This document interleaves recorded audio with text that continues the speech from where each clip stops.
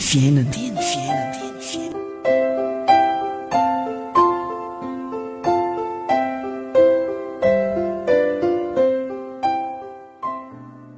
Fa izy no nihavian'izao zavatra rehetra izao, ary izy no mihazona azy, sady izy koa no antony.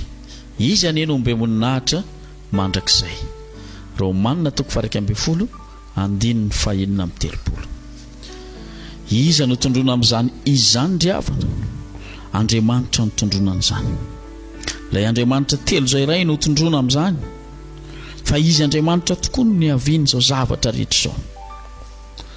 Tsy bingy banky teoria na avy amin'ny zavatra tsy fantam-pihaviana ny nihavian'izao zavatra rehetra izao, fa misy mpamorona tokoa ry havana, dia Andriamanitra izany. Izy no nihavian'ny zavatra rehetra, izy ny mpanao ny zavatra rehetra. Any amin'ny salamo any dia manondro mandrakariva hoe izy no manenjana ny lanitra, izy no manenjana ny tany, izy no nanao ny lanitra sy ny tany, izy no nanao ny zava-boary rehetra.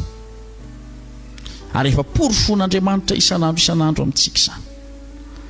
Iza isika mbola say ilaza fa tsy avy amin'Andriamanitra ny zavatra rehetra, ka dia amorona zavatra samy hafa ilazana fa avy amin'izao sy avy amin'izao ny sinin'izao zava-boary izao. Ry havana, ny finoana no inonao, fa Andriamanitra manao ny zavatra rehetra. Izy ny havian'ny zavatra rehetra hoy ny ten'Andriamanitra. Izy no mihazona azy koa. Tsy vitan'ny mpamorona fotsiny Andriamanitra, tsy vitan'ny nanamboatra fotsiny ny zava-boary rehetra Andriamanitra, fa izy koa no mihazona azy. Mihazona ny zava-boary mba tsy enjera, mihazona ny zava-boary mba tsy hirodana, mihazona n'izao tontolo izao mba tsy hiparitaka, mihazona ny fofinaina mahavelona mbola mahatonga antsika ho velona hatrampamonjena ohatra amin'izao Andriamanitra. Ary izy no antony. Ny antony zavatra rehetra, ninona mandalo eo amin'ny fiainantsika, ninona zavatra tsy takatra ny saintsika, Andriamanitra no antony. Tsy misy antony avy amintsika, tsy misy nonony amintsika na dia kely akory aza, ary tsy misy fahaizana avy amintsika na dia ilaza manam-pahaizana ary sika, fa ny fahaizantsika sy fahalalantsika ary dia sombitsombony kely fotsiny avy amin'Andriamanitra, ary bitika tsy misy dikany kory natrehan'Andriamanitra izany. Tsarovy androany Andriamanitra ny nihavian'ny zavatra rehetra. Misy mpamorona izao rehetra izao, misy mihazona izao rehetra izao, raha tsy izany ianao dia efa tsy teo intsony. Ary izy no antony ny zavatra rehetra eo amin'ny fiainanao.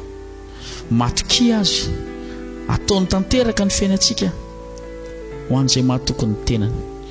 Dia hoy ny amaranan'ny Paoly apôstôly azy, izy anie no homem-boninahitra mandrakizay. Izy no mendrika homem-boninahitra, tsy ny zavatra ny tany na ny zava-boary na ny olombelona no homena voninahitra, fa izy ilay Jehovah Andriamanitra. Izy no mbola antom-pisianao, izy no mahatohizao anao, izy no mbola mitahiry antsika mba tsy ho levina, ary tsarova fa mbola miaro antsika sy miantoka antsika amin'ny loza rehetra izy. Ko mahereza ary aza mieritreritra zavatra hafa amin'ity tany ity, fa Andriamanitra rery ihany no homeo voninahitra. Amena.